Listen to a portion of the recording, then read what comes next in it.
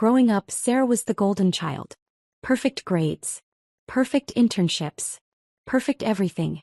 I was the cautionary tale, the one who threw it all away. Your sister graduated magna cum laude, Mom would say at every family gathering. She's clerking for a superior court judge. You could have had that too, Daniel. What they didn't know was that I did have that. And more. But I'd learned early that my family didn't want to hear my achievements. They wanted a narrative. Sarah was the success. I was the failure. Any evidence to the contrary threatened their story. So I stopped sharing. When I got into Yale Law, I told them I was taking classes.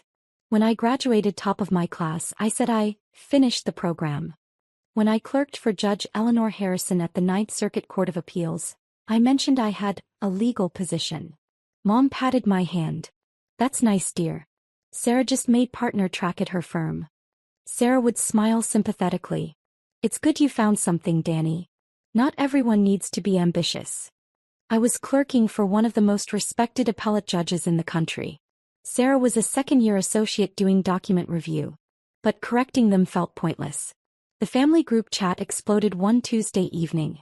Sarah, everyone. Mark proposed. We're engaged. Ring. Mom, oh sweetie. This is wonderful. Tell us everything. Sarah, he's perfect. Yale Law grad. Prosecutor at the U.S. Attorney's Office. And his father is Federal Judge Thomas Harrison. Can you believe it? My phone screen seemed to freeze. Judge Thomas Harrison. The same Judge Harrison I'd clerked for. The same one who'd written my recommendation letter for my current position. The same one who'd become a mentor and friend over the past decade. Dad, a federal judge.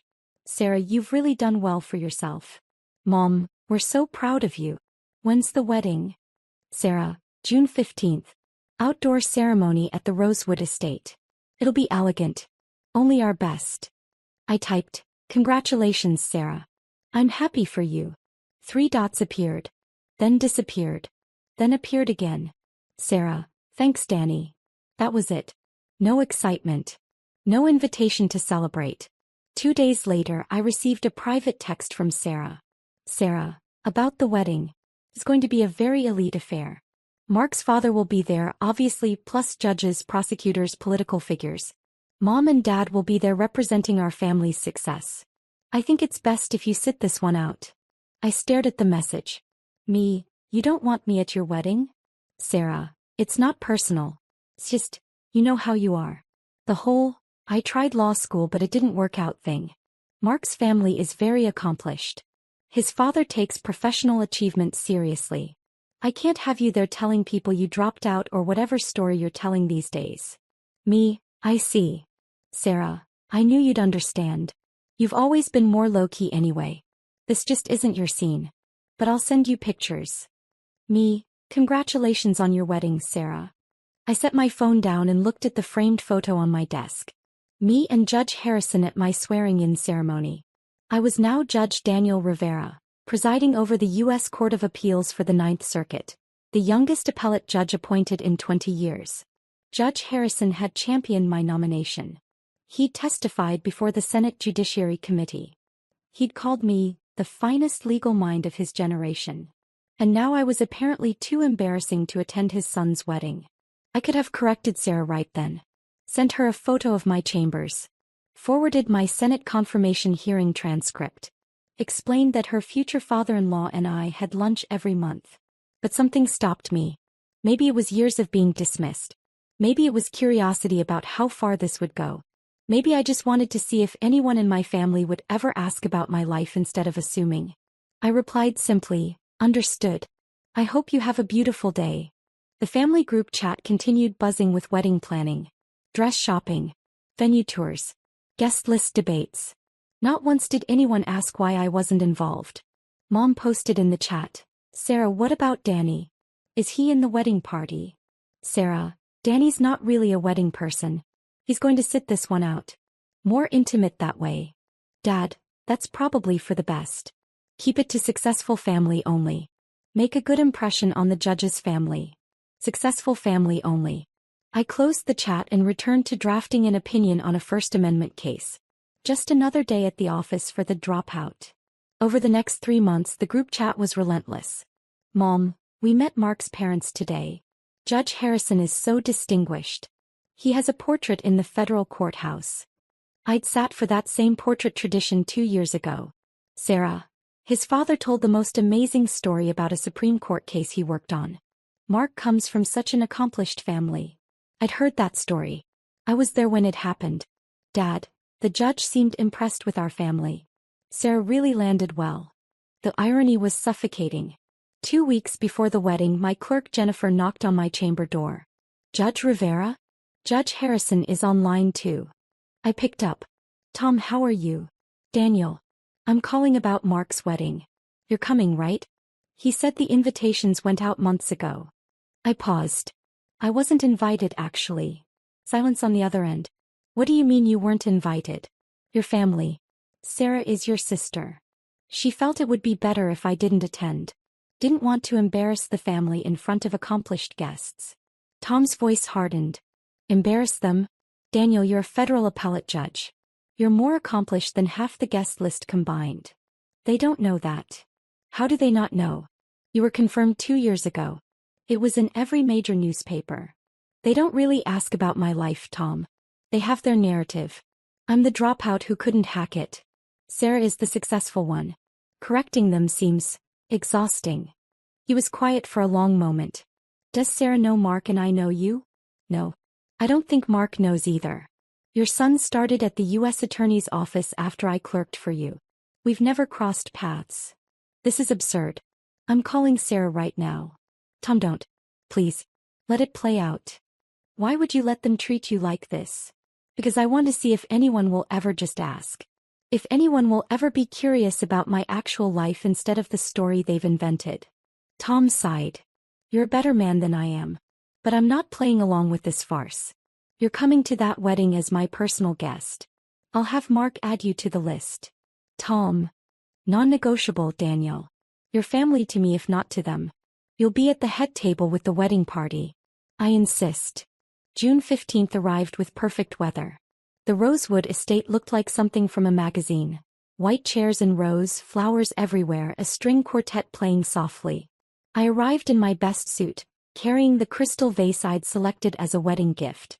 Tom had indeed added me to the guest list, placed at his family's table. I checked in at the registration table. The coordinator smiled. Name, please. Daniel Rivera. She scanned the list. Oh. You're at table 1. That's the family table with Judge Harrison. Right up front.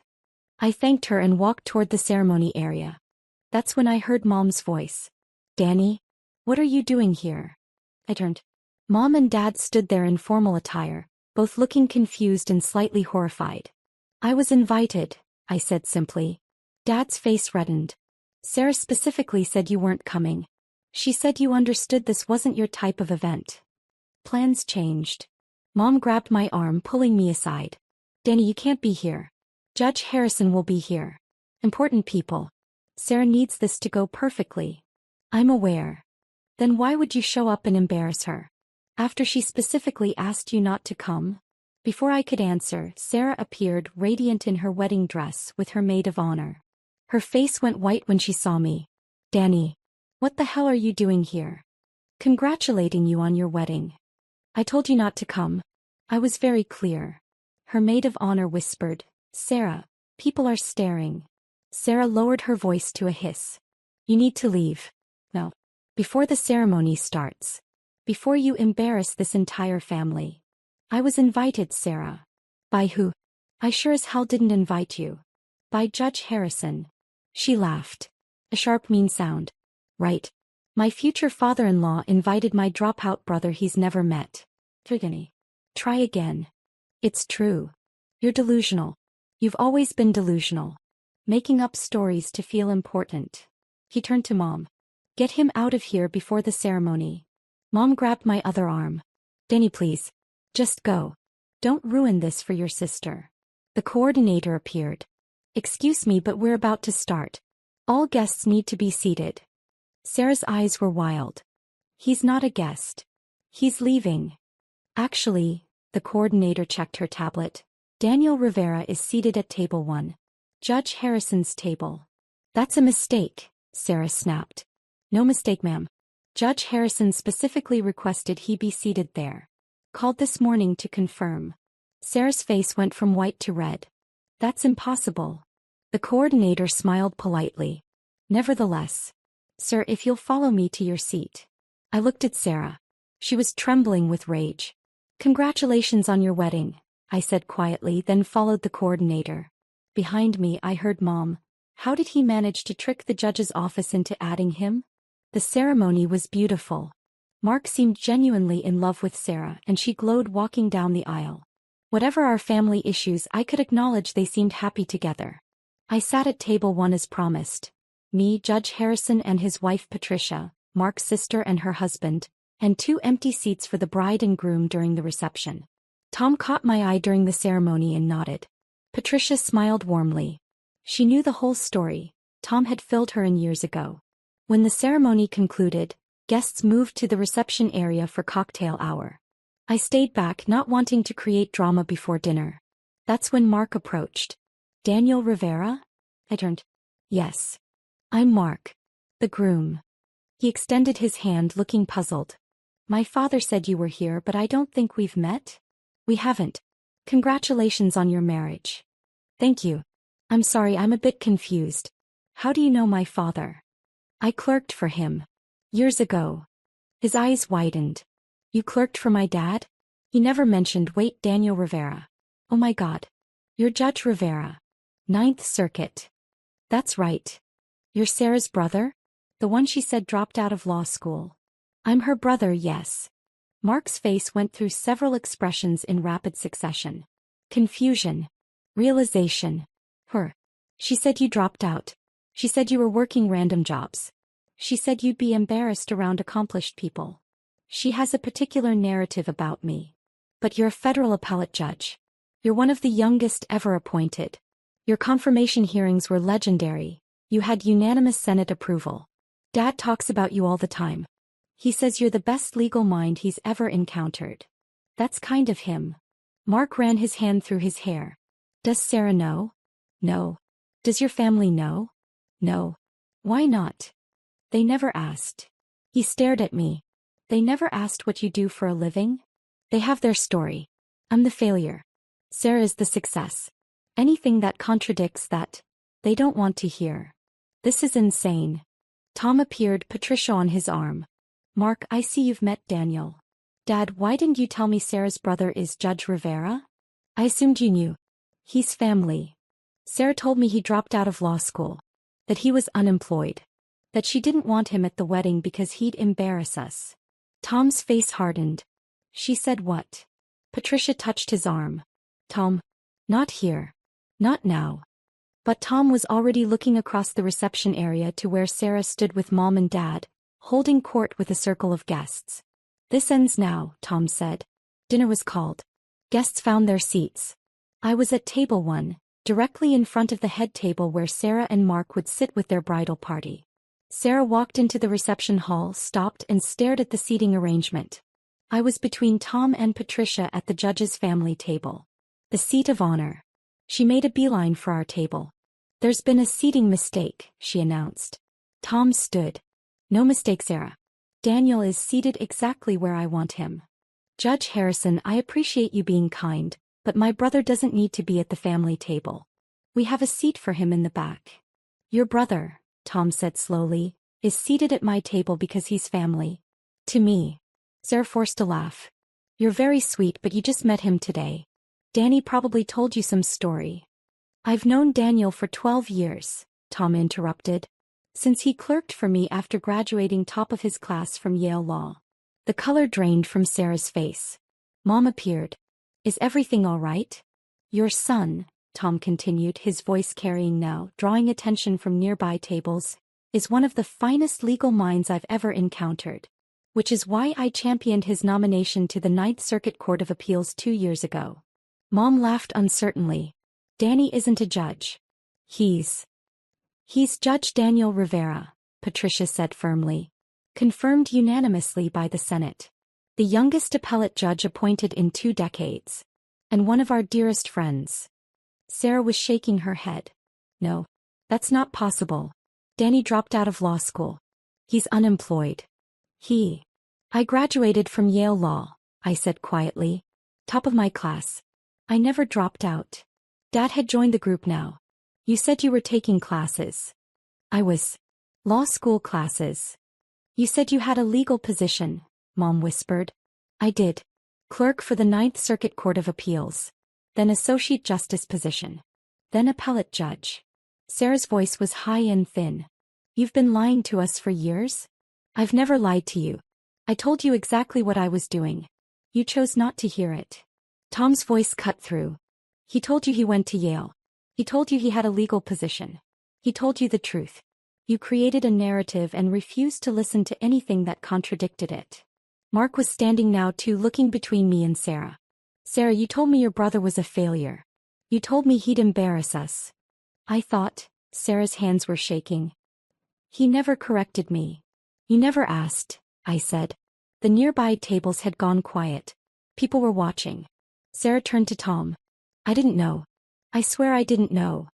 You didn't know because you didn't want to know, Patricia said, not unkindly but firmly. You had your story.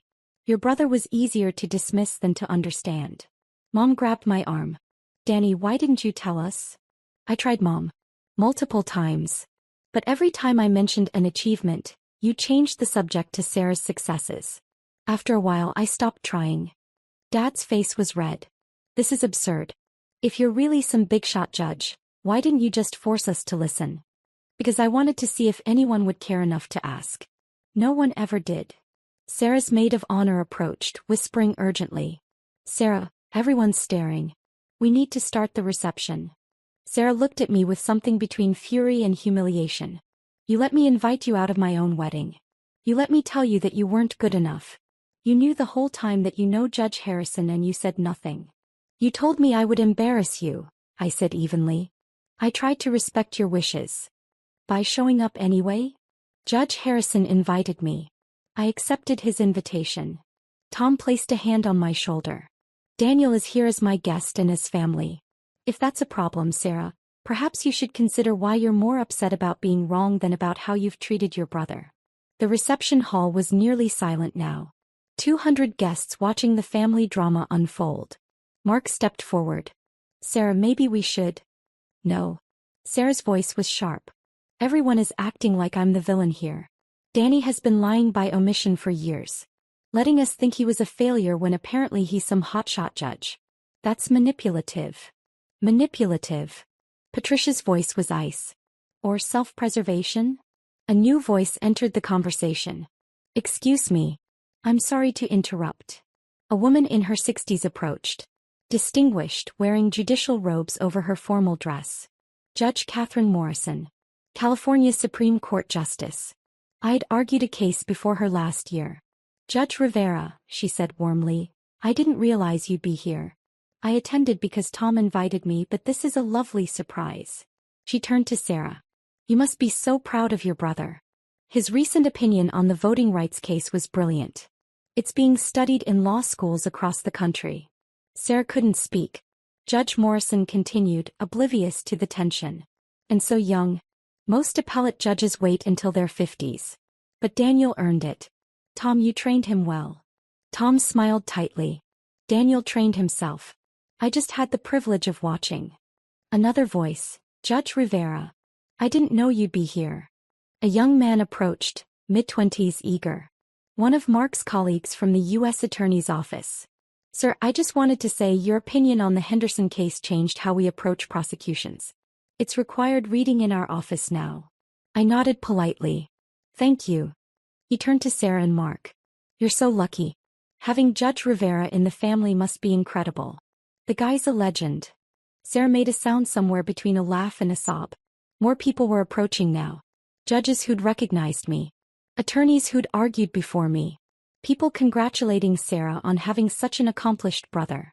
Each compliment was a knife. Mom was crying quietly. Dad looked like he'd been punched. Sarah turned to me, her voice breaking. Why didn't you just tell us? I did tell you, Sarah. Every time. You just never heard it. But you could have. What? Forced you to listen? Demanded you acknowledge my achievements? Begged you to be proud of me? Kept my voice level. I told you I went to Yale. I told you I worked in law. I told you I had a position at the court. You chose to hear dropout and unemployed. That was your choice, not mine. Mark touched Sarah's arm. Sarah, he's right. I remember you telling me he dropped out. You said it multiple times. You said he was the family embarrassment. Because that's what I thought. Sarah's voice cracked. That's what Mom and Dad always said. We never said drop out, Mom protested weakly. We assumed. You assumed I was a failure, I finished. Because Sarah was the golden child and there could only be one success in the family. That's not fair, Dad said. Tom's voice cut through. Actually, David, it is fair. I've heard Sarah describe her brother exactly that way. The dropout. The embarrassment. The one who couldn't hack it. He looked at Sarah. You specifically told my son that Daniel would embarrass us at this wedding. Sarah was sobbing now. I didn't know. You didn't want to know, Patricia said gently. There's a difference. The wedding coordinator appeared looking stressed. I'm so sorry, but we need to start the formal reception. Dinner is getting cold. Mark nodded. Of course. Sarah, let's. How can we start? Sarah's voice was raw. Everyone just heard that I disinvited my brother, a federal judge, from my wedding because I thought he was a loser. Well, Tom said quietly, you did do that. Sarah turned on him. You knew. This whole time you knew and you didn't tell us. I assumed Daniel had told you. Why would I imagine a man wouldn't tell his own family about becoming a federal judge? It seemed impossible that they wouldn't know. But when you realized we didn't know, I invited him to the wedding as my guest. What you chose to assume about that invitation was your business. A man approached, late 50s, sharp suit, authoritative presence. Tom. Great to see you. He clapped Tom on the shoulder, then noticed me. Judge Rivera. I didn't expect to see you here. Tom smiled. Bill, meet Sarah Harrison, Mark's bride and Daniel's sister. Bill extended his hand to Sarah. Bill Morrison. I'm on the 9th Circuit with your brother. He's the best thing to happen to our court in years. You must be incredibly proud. Sarah's hand hung limply. Yes. Bill didn't notice the tension. Your brother's brilliant. Honestly, he'll probably be on the Supreme Court shortlist in the next decade. Mark that in your calendar. You'll get to attend his confirmation hearings. They're quite something. He wandered off to get a drink. Sarah looked at me. Really looked at me, maybe for the first time in years. Supreme Court, she whispered. I shrugged. It's just speculation. Danny, she stopped. I'm so sorry. Are you sorry you treated me that way or sorry that you were wrong about me? She flinched. Mom touched my arm. Danny, please. We didn't understand. If you'd just been more clear. I was clear, Mom. You chose not to hear me. There's a difference. Patricia spoke up. If I may, I think the bride and groom should start their reception. This is their wedding day. These family matters can be discussed another time. Tom nodded. Patricia's right. Sir Mark, this is your day. Let's not let it be ruined further. Sarah looked at me with something I'd never seen before. Respect. Mixed with devastation. Will you stay? She asked quietly. For the reception? I considered. Part of me wanted to leave. To let them sit with what they'd learned. But another part, the part that still remembered being 7 years old and looking up to my big sister, softened. I'll stay. Relief washed over her face. Thank you. As she and Mark walked to the head table, I heard her whisper to him, I'm the worst person alive. He squeezed her hand. No. But you have some serious apologizing to do. The reception proceeded awkwardly. Dinner was served. Speeches were made. But there was a pall over everything, the whispers spreading through the guest list like wildfire. Did you hear? The bride tried to ban her own brother, a federal judge, from the wedding. She thought he was unemployed? How do you not know your brother is a judge? The family must be mortified. I could see Sarah's smile getting more strained with each passing minute. Mom and Dad sat at their table looking shell-shocked. During dessert, Sarah's best friend Emily approached our table.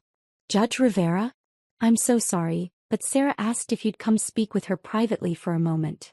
I followed Emily to a quiet corner of the venue. Sarah stood there, mascara smudged, looking smaller than I'd ever seen her. I'm so sorry, Danny. I know. No, you don't. I'm not sorry I was wrong. I'm sorry I never asked. I'm sorry I created this whole narrative about you being a failure because it made me feel better about myself. That surprised me. Made you feel better? You were always smarter than me. Even when we were kids. You understood things faster. You saw connections I missed. It scared me. She wiped her eyes. So when you said you were taking classes, I jumped on the chance to believe you dropped out. Because if you'd failed, then I hadn't spent my whole life competing with someone better than me. I didn't know what to say. Mom and Dad did the same thing, she continued. They needed me to be the golden child because you were so effortlessly brilliant. They created this hierarchy where I was the successful one, so they wouldn't have to acknowledge that you surpassed all of us without even trying. Sarah. I uninvited my brother, a federal appellate judge, from my wedding because I was terrified he'd outshine me even while being unemployed. How pathetic is that? It's not pathetic. It's human. It's cruel. And I'm so sorry. I looked at my sister, really looked at her. And I saw what I'd been too hurt to see before. Not malice. Not hatred. Just insecurity wearing a mask of superiority. I forgive you, I said quietly. She started crying harder. How can you forgive me? I've been horrible to you for years. Because you're my sister. And because I understand what it's like to feel like you're not enough. She laughed through tears. You're a federal judge at 34. I'm also someone whose family didn't want him at a wedding. Achievement doesn't erase that pain. He hugged me then. Tight and desperate. I'm going to make this right, she whispered. I don't know how, but I will. An hour later, Sarah stood to give her speech.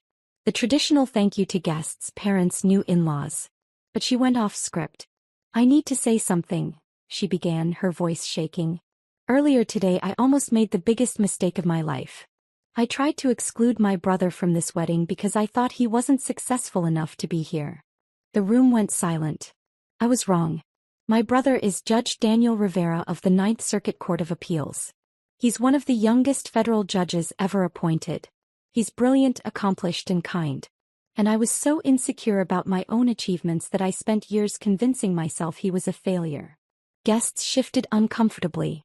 Danny told our family what he did. Multiple times.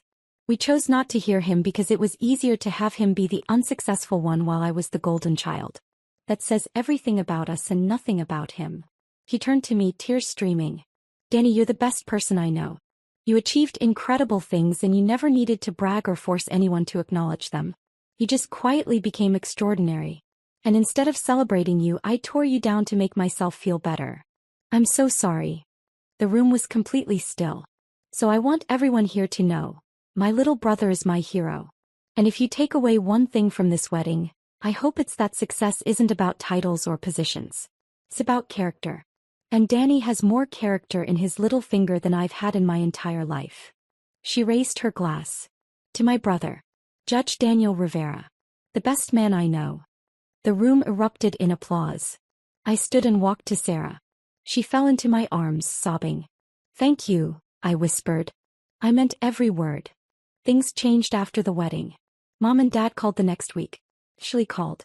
For hours we talked, really talked, for the first time in years. They apologized. They asked questions.